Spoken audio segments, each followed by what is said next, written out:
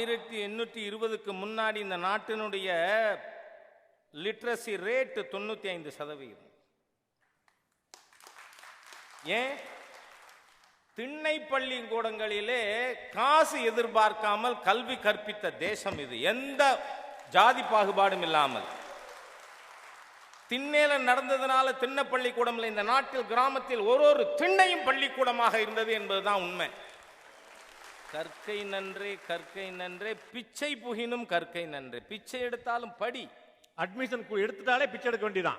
Admission போட்டாச்சுன்னா காரணம் என்னன்னா, இன்னைக்கு எஜுகேஷன் வேல்யூ பேஸ்டு எஜுகேஷனா மாறி போச்சு. வாழ்க்கை மூல்யங்கள் இல்ல, பணம். Value based education.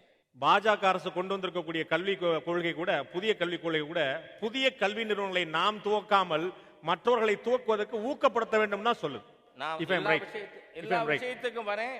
நம்ம ஒரு விஷயம் பாண்டே ஒப்புக்கொள்றார், மாற்றம் தேவை பாடத்திட்டத்திலா இல்ல அரசின் அணுகுமுறையிலான்னு. மொத்தத்தில் ஒண்ணு என்ன ஒத்துக்கொண்டுட்டார், மாற்றம் தேவைன்னு. நான் கல்வி முறை பற்றி பேசுறேன், ஆட்சி முறை பற்றி பேசுறேன். கல்வியை தான் சொல்றேன் நான். அதாவது இந்த டாபிக் இன்னைக்கு எப்படி இருக்கு, கல்யாணம் ஆனா பைத்தியம் தெளியும், பைத்தியம் தெளிஞ்சா கல்யாணம் ஆகும். எது ஆகும் முதல்ல தெரியல. ஆனா பாண்டே அவர்கள் சொன்னதுனால சொல்றேன், பாடத்திட்டம் மாத்தல, அரசின் அணுகுமுறை மாறலன்னா அரசாங்கத்தை மாத்தித்தானே ஆகணும். அதுல வேற வழி இல்லை. இல்ல, என்கிட்ட ஒரு மாணவன் கேட்டான், அண்ணே இந்த நீட்டுக்கு எதிராக எல்லா அரசியல்வாதியும் பேசுறாங்களே, ஆனா ஐஐடி எக்ஸாமுக்கு இருக்கிற காமன் டெஸ்ட் பத்தி ஒருத்தரும் பேசலையே, என்ன காரணம்னு கேட்டான். நானும் கொஞ்ச நேரம் யோசிச்சு பார்த்தேன். ஏன்னா இந்த ஐஐடி பூரா நடத்துறது அரசாங்கமே நடத்துது. அதனால இந்த அரசியல்வாதியை தூண்டிவிட ஆள் இல்லை. ஆனா இந்த மெடிக்கல் காலேஜ வியாபாரிகள் நடத்தி கொண்டு இருக்கிறார்கள். ஏன்னா அவர்கள் நீட்டில் பாஸ் பண்ணாதவனை மேனேஜ்மெண்ட் கோட்டால கூட எடுத்துக்க முடியாது. அவங்க எப்படி பணம் மின்ட் பண்றது? ஆனா அதுக்கு அரசியல்வாதி காரணமா இருக்கான், நான் இல்லை சொல்லல. ஏன்னா எங்கிட்ட ஒரு முறை ஒருவர் சொன்னாரு, ஐயா எம்பிபிஎஸ்க்கு நாங்க சென்ட்ரல் கவர்மெண்ட்ல மெடிக்கல் கவுன்சில் ஆஃப் இந்தியா அனுமதி வாங்கிறதுக்கு சில லட்சம் போதும், ஆனா என்ஓசி வாங்க தமிழ்நாட்டில் பல கோடிகள் வேணும். தமிழ்நாடு தான் தி மோஸ்ட் கரப்ட் ஸ்டேட்டுங்கிறத வெக்கப்படக்கூடிய விஷயம். அதுவும் கல்வித்துறையில வியாபாரிகள், இன்னைக்கு கல்வியில எல்லாரும் வியாபாரியா இருக்கான். ஒரு காலத்தில் இந்த தேசத்துல கல்வி, மருத்துவம், உணவு, அன்னதானமா, இது மூணுமே தானமா இருந்து இன்னைக்கு நீ மூணு தான் மணி ஸ்பின்னிங் பிசினஸ். கல்வியும், ஹாஸ்பிட்டலும், ஹோட்டலும். ஆகவே இன்றைக்கு இந்த கல்வி முறையில சமீபத்தில் ஒரு புள்ளி விவரம், நீட் ரூரல் ஸ்டூடெண்ட்ஸ் பாதிப்பார்கள். எப்படி? அடேங்க அப்பா, இந்த நீலி கண்ணீர் வடிக்கிற அரசியல்வாதிகள், அதுவும் தமிழ்நாட்டில் 2014-15 நீட் தேர்வு இருந்ததா? இல்ல இல்ல. 2014-15 கிராமப்புற மாணவர்கள், அரசு மற்றும் அரசு உதவி பெறுகின்ற மாணவர்கள் 2978 மெடிக்கல் அட்மிஷன்ஸ்ல இவர்களோட பங்களிப்பு எவ்வளவு? 4.5%. நண்பர்களே, பாடத்திட்டம் மிகப்பெரிய அளவில் மாற்றப்பட வேண்டும். ஏனென்றால் இன்னைக்கு இந்த நாட்டில் நாம் என்ன நினைக்கிறோம், ஏதோ இந்த நாட்டின் சரித்திரமே அந்நிய படையெடுப்பினால் அதுக்கு பின்னாடி வந்ததான் இந்த நாட்டின் சரித்திரம் நினைக்கிறோம். ஆல்பர்ட் ஐன்ஸ்டீன் சொல்றாரு, நாம் எண்ணுவதற்கு சொல்லிக் கொடுத்த இந்தியர்களுக்கு நாம் மிகவும் கடமைப்பட்டவர்களாக இருக்கிறோம். ஏனெனில் அவை இல்லை என்று சொன்னால் அறிவியல் நாம் கண்டுபிடித்திருக்கவே முடியாது. அது மட்டுமில்லை, ஜீரோவை கண்டுபிடிச்சது யாரு? ஆரியப்பட்டா. கரெக்டா தான் சொல்றீங்க. எண்ணுவதற்கு நம்ம தான் கண்டுபிடிச்சு கொடுத்துருக்கோம், ஜீரோவை நம்ம தான் கண்டுபிடிச்சு. கரெக்ட்.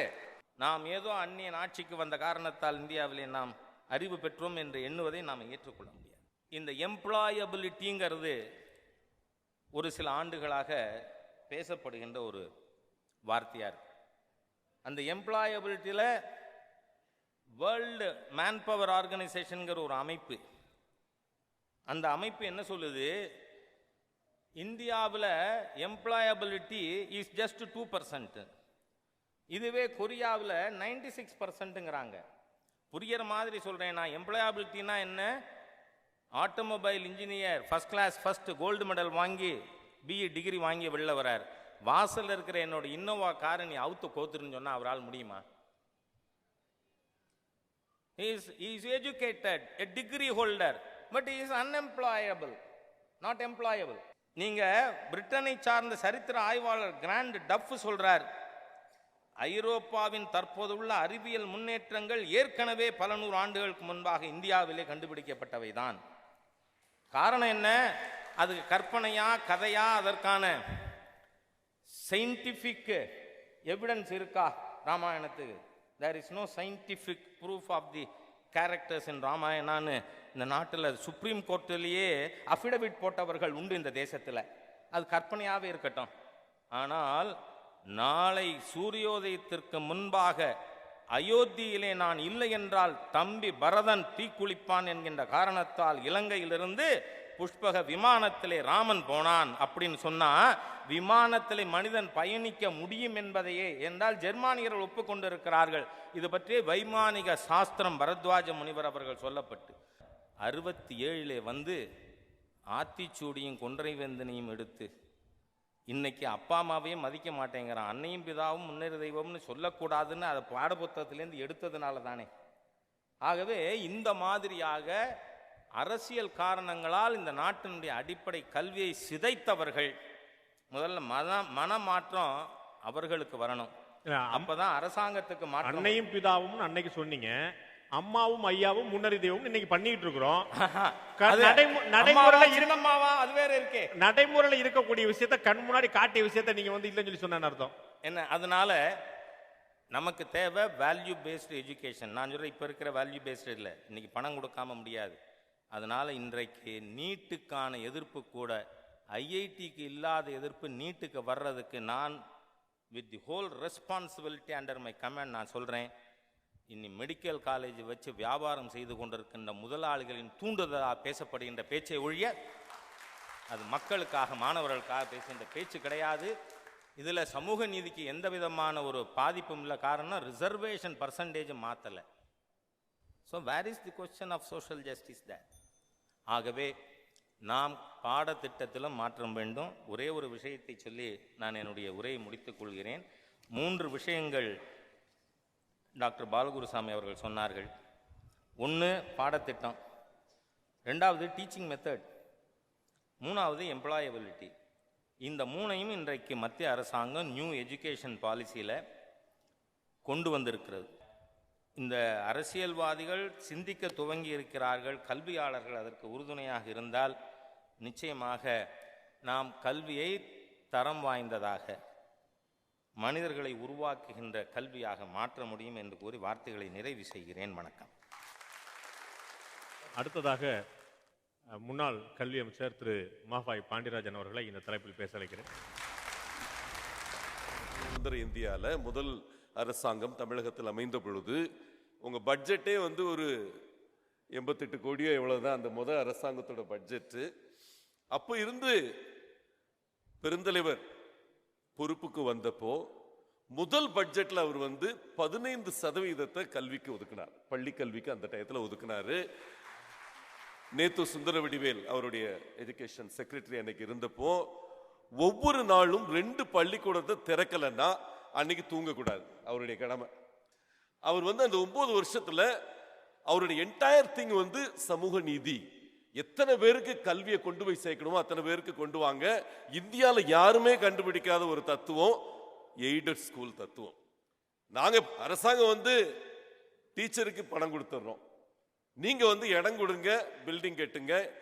எந்த சமுதாயமா இருந்தாலும் சரிதான், அது நாடாரு நாயுடு எல்லா சமுதாயத்தையும் காலை பிடிச்சி கையை பிடிச்சி கெஞ்சி அவங்கள வந்து பள்ளிக்கூடம் கட்ட வச்சார். அவர் விட்டுட்டு போறப்ப பள்ளிக்கூடத்து எண்ணிக்கை 5 டிஜிட் ஆயிடுச்சு. 10,000 பள்ளிகளுக்கு மேல உருவாயிருச்சு. அவர் பெருந்தலைவர் விட்டு சென்ற போது அவருடைய ஒரே மந்திரம் வந்து மாஸ் எஜுகேஷன். எப்படியாவது பிள்ளைகளை ஸ்கூலுக்குள்ள கொண்டு போய் சேர்க்கணும். கிராஸ் என்ரோல்மெண்ட் ரேஷியோ பெருந்தலைவர் விட்டு செல்லும் பொழுது, அதாவது எத்தனை பேர் காலேஜுக்கு போறாங்கன்ற எண்ணிக்கை எடுத்து பார்த்தீங்கன்னா, இன்னைக்கு இருக்கிற அதே அடிப்படையில் நீங்க எடுத்து பார்த்தீங்கன்னா அன்னைக்கு 4.5%, 100க்கு 4 பேர் அன்னைக்கு வந்து கல்லூரிக்கு போனாங்க. அடுத்த கட்டத்தில் பெரிய பெரிய த்ரஸ்ட் கல்விக்கு கிடைச்சதுன்னா அது வந்து புரட்சி தலைவர் எம்ஜிஆர் பீரியட். மறுக்கவே முடியாத உண்மை. அன்னைக்கு எல்லாரும் புரட்சி தலைவரை பார்த்து சிரிச்சாங்க. என்ன செஞ்சாரு புரட்சி தலைவர்? கல்வி துறையில தனியார் உயர்கல்வித்துறையில பங்கு பெறலாம். இந்தியாவிலேயே முதன்முறையாக அந்த கல்லூரிகளை லிபரலைஸ் செய்தார். அந்த காலகட்டத்தில் முதல் தனியார் பொறியியல் கல்லூரியை கொங்கு மண்டலம் தான் துவங்கிச்சு. முதல் தனியார் கல்லூரி கொங்கு மண்டலத்தில் துவங்கப்பட்டது. புரட்சி தலைவர் அந்த காலத்தில் செஞ்ச ஒரு முக்கியமான விஷயம், தனியார் கல்விக்குள் வருவது மகிமைப்படுத்தப்பட்டது. அதனாலதான் உங்களுக்கு புரட்சி தலைவர் விட்டு செல்லும் பொழுது அந்த கிராஸ் என்ரோல்மெண்ட் ரேஷியோன்னு சொல்றது, 100 பிள்ளைய +2 முடிச்சுட்டு வெளியே போனா எத்தனை பிள்ளைய காலேஜுக்கு போறன்ற எண்ணிக்கை 25 கடந்தது. அதற்கு அடுத்த முக்கியமான பங்களிப்பு புரட்சி தலைவி அம்மாவால் பங்களிக்கப்பட்டது. ஏன்னா இன்னைக்கு பட்ஜெட் எடுத்துக்கிட்டீங்கன்னா 27,530 கோடி பள்ளி கல்விக்கு. நம்ம பட்ஜெட்ல 100க்கு 22 ரூபா பள்ளி கல்விக்கு அளிக்கப்படுகிறது. பெருந்தலைவர் காலத்திலேயே 15% இருந்தது, இன்னைக்கு 23%. அதுலயும் மாஸ் எஜுகேஷன் என்ன வேணுமோ அந்த பிள்ளைக்கு பிள்ளைய ஸ்கூலுக்கு அனுப்புங்க, மிச்சம் எல்லாத்தையும் நாங்க பாத்துக்கிறோம். 15 விதமான திட்டங்கள், அதையும் கொச்சைப்படுத்துபவர்கள் இருக்காங்க. தமிழ்நாட்டில் மட்டும்தான் நீங்க எடுத்து பாத்தீங்கன்னா 66% மாணவர்கள் அரசு பள்ளிகளில் பயில்கிறார்கள். வேற எங்கேயும் கிடையாது. இந்தியாவில் இந்த ரேஷியோ 42 குறைஞ்சிக்கிட்டே போயிருக்கு. குறிப்பா கடந்த 10 வருடங்கள்ல மிகப்பெரிய வீழ்ச்சி. அரசு பள்ளிகளில் பயிலும் மாணவர்கள் 3 மாணவர்கள் இன்னைக்கு அரசு பள்ளியிலோ அரசு உதவி பெறும் பள்ளியிலோ பயிலும் ஒரே மாநிலம் தமிழகம். இன்னைக்கு இந்தியாவில் எங்கேயும் கிடையாது அந்த மாதிரி மாநிலம். பாத்துக்கங்க, இதுல என்ன பெரிய விஷயம், இந்த அரசு பள்ளிகளில் படிக்கக்கூடிய மாணவர்களுடைய எண்ணிக்கை கூடிக்கொண்டு வருகிறதா குறைந்து கொண்டு வருகிறதா? அப்சல்யூட் ஃபிகர் எடுத்து பாத்தீங்கன்னா கூடிக்கொண்டு வருகிறது. அரசு பள்ளிகளும் உயர்ந்து கொண்டு வருகின்றன. பள்ளி படிக்கக்கூடிய மாணவர்கள் இந்தியாவில் அதிகம் தமிழகத்துல தான். இடைநிற்றல் இல்லாத மாநிலம் தமிழகம் தான். உயர்கல்வி படிப்பவர்களுடைய எண்ணிக்கை அதிகம் தமிழகத்தில் தான், மாற்று கருத்தில்லை. நான் கேட்பது அரசு பள்ளியில் படிக்கக்கூடிய மாணவர்கள், நான் உதவி பெறும் சேர்க்கல, அரசு பள்ளியில் படிக்கக்கூடிய மாணவர்கள் எண்ணிக்கை சொன்ன மாதிரி அந்த பெர்சன்டேஜ் 45% இன்னைக்கு இருக்கிறது. இன்னைக்கு இருக்கிற அரசு பள்ளி மாணவர்கள், அரசு உதவி பெறும் பள்ளி ஒரு 20%, 35% தனியார் பள்ளி மாணவர்கள். நீங்க சொன்ன அந்த சிபிஎஸ்சில ஒரு 46,000 ஸ்டூடெண்ட்ஸ் பாஸ் அவுட் ஆயிட்டு இருந்த காலம் ஒரு 6 வருஷத்துக்கு முன்னால, இன்னைக்கு ஆல்மோஸ்ட் 1.75 லட்சம் மக்கள் பாஸ் அவுட் ஆறாங்க. அந்த மைக்ரேஷன் இருக்கு. ஆனா நீங்க பார்க்க வேண்டியது என்னன்னா, மொத்தமே அந்த சிபிஎஸ்சி பள்ளிகள் இருக்கிறது 762 பள்ளிகள். அரசு பள்ளிகளில் இருந்தும் அரசு பாடத்திட்ட மாநில பாடத்திட்ட ஸ்டேட் போர்டுல இருந்தும் மாணவர்கள் வெளியேறி கொண்டிருக்கிறார்கள். அது உண்மை இல்லைன்னு சொல்லல. ஆனா என்ன நீங்க பார்க்கணும்னா, அரசு பள்ளிகள் ஒரு வருடத்திற்கு சராசரியாக 120 உயர்ந்திருக்கிறது. ஒவ்வொரு வருடமும் உயர்ந்திருக்கிறது. ஈவன் மாணவர்கள் குறையா இருந்தா கூட எந்த அரசு பள்ளியும் மூடப்படவில்லை. இதான் நிஜம்.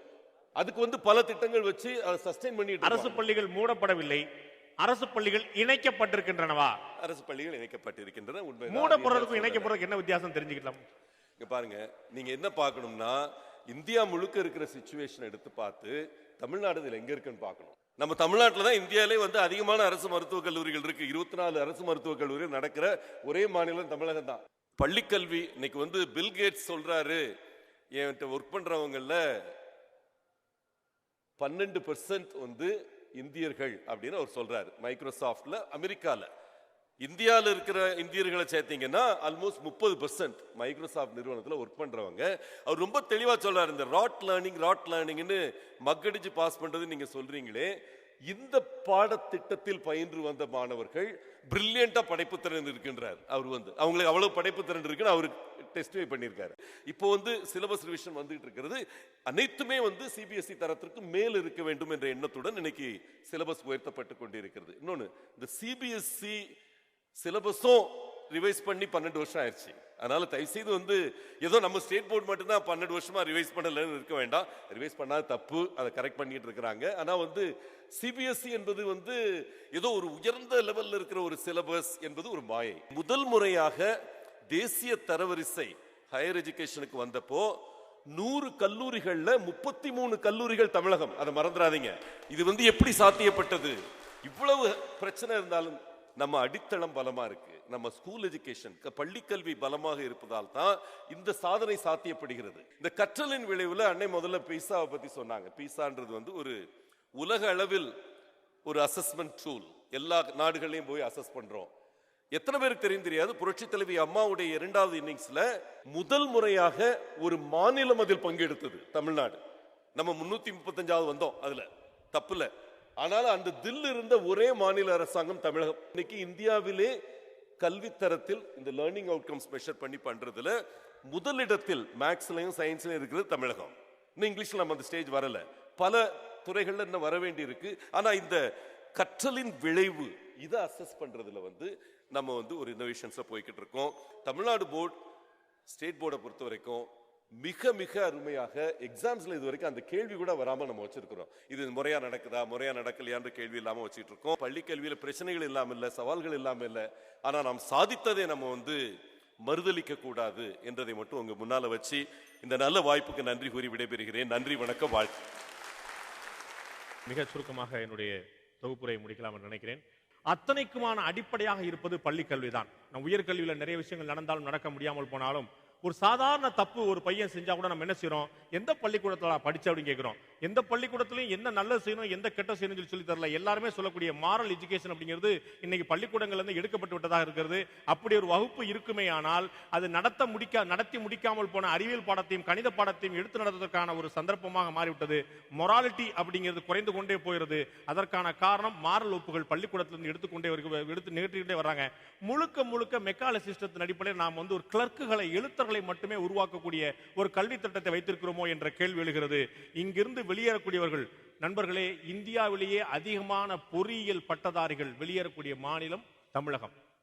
இந்தியாவிலேயே அதிகமான வேலையில்லா பொறியியல் பட்டதாரிகள் இருக்கக்கூடிய மாநிலம் தமிழகம். முன்னாள் அமைச்சர் திரு பாண்டியராஜன் அவர்கள் மிகச்சரியாக குறிப்பிட்டார். தமிழகம் இந்தியாவிலேயே அதிகமாக 10ஆம் வகுப்பு மாணவர்கள் 12ஆம் வகுப்பு மாணவர்கள் கல்லூரியில் சேரக்கூடிய மாணவர்களுடைய எண்ணிக்கை அதிகம் கொண்டதாக இருக்கிறது. அதிமுகவுடைய சாதனைகளை சொன்னால் காமராஜரையும் கூட சேர்த்துக் கொண்டார். திமுகவும் கூட இதில் பங்களித்திருக்கிறது. இந்தியாவிலேயே எனக்கு தெரிந்து பொறியியல் கல்லூரி சேருவதற்கான தகுதி மதிப்பெண்களை குறைத்தது திராவிட முன்னேற்ற கழக ஆட்சியில். அதனால அதிகமான மாணவர்கள் சேர்ந்தார்கள்.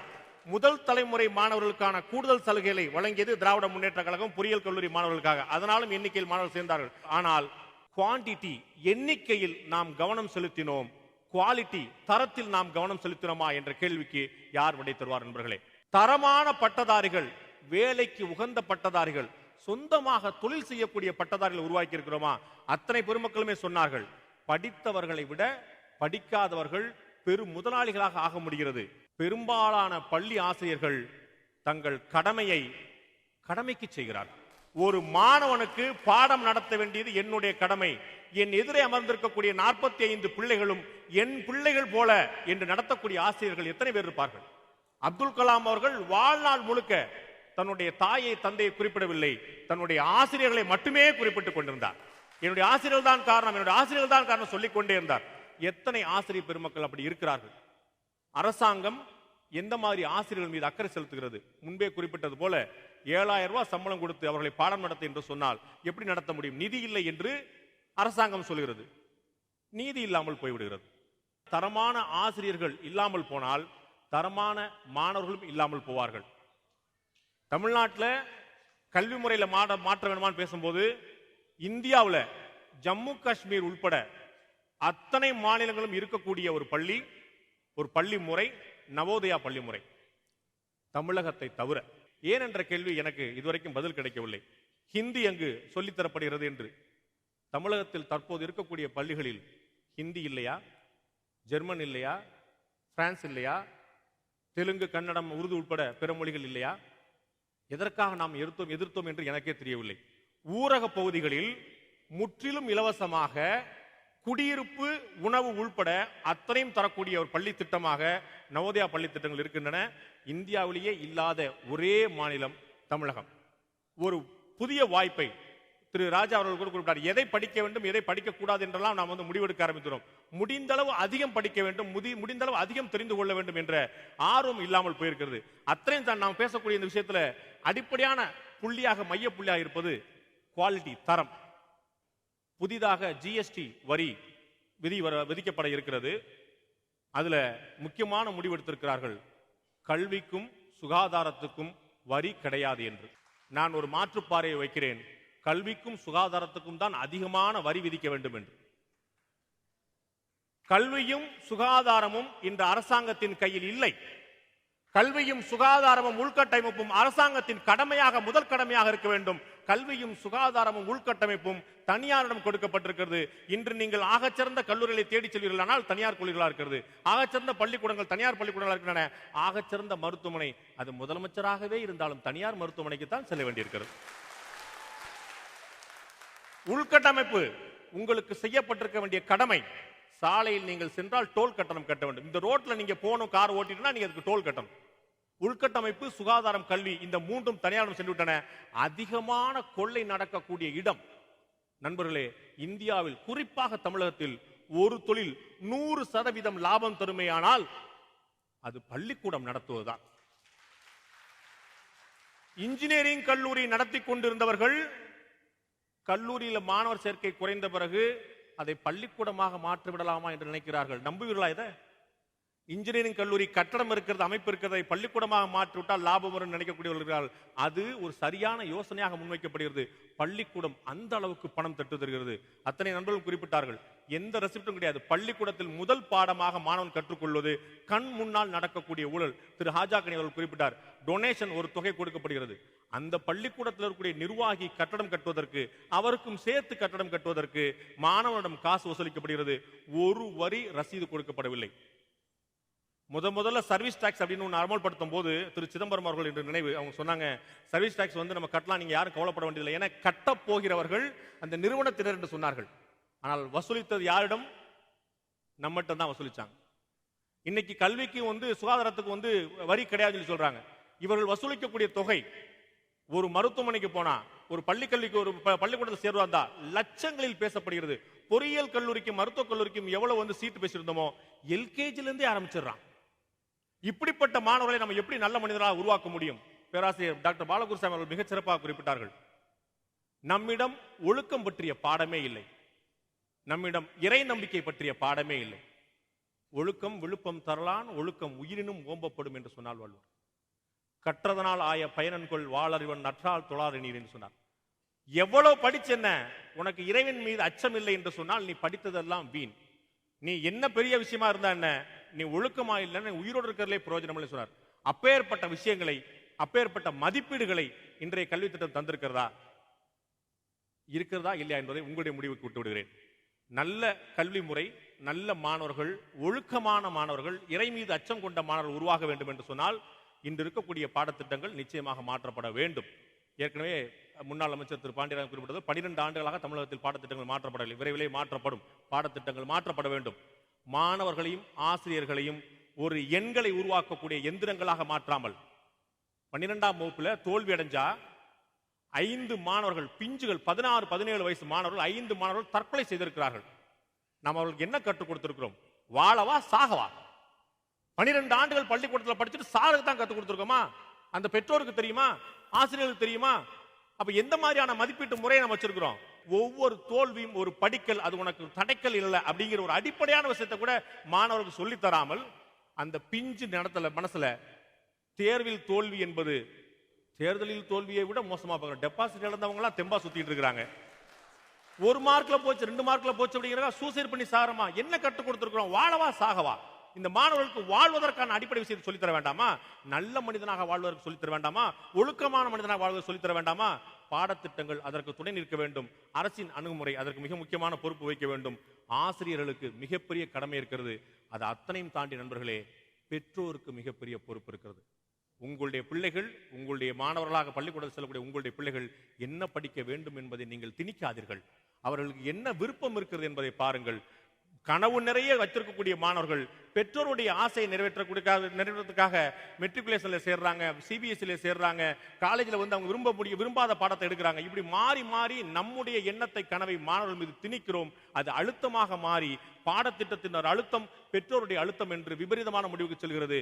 நிச்சயமாக பாடத்திட்டத்தை மாற்ற வேண்டும், அரசின் அணுகுமுறை மாற்ற வேண்டும், ஆசிரியர்கள் மாற்ற வேண்டும், பெற்றோர்கள் மாற வேண்டும் என்பது என்னுடைய வேண்டுகோள். நண்பர்களே, இவ்வளவு நேரம் இந்த நிகழ்ச்சியில் கலந்து கொண்டதற்கு உங்கள் அத்தனை பேருக்கும் நன்றி. மீண்டும் இன்னொரு முறை சந்திப்போம்.